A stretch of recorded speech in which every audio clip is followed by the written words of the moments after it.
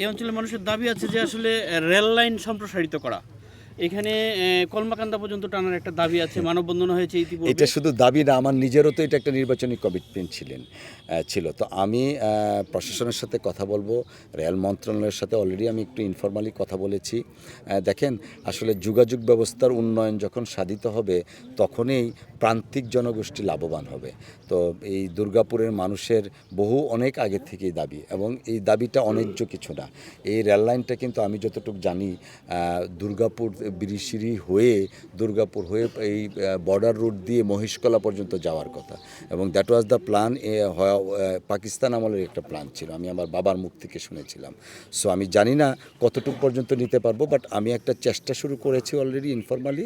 সেটাকে আমরা বাস্তব রূপ দেওয়ার জন্য আপ্রাণ চেষ্টা করব, যেন দুর্গাপুর মানুষের বা আমারও প্রাণের দাবিটা আমরা পরিপূর্ণ করতে পারি।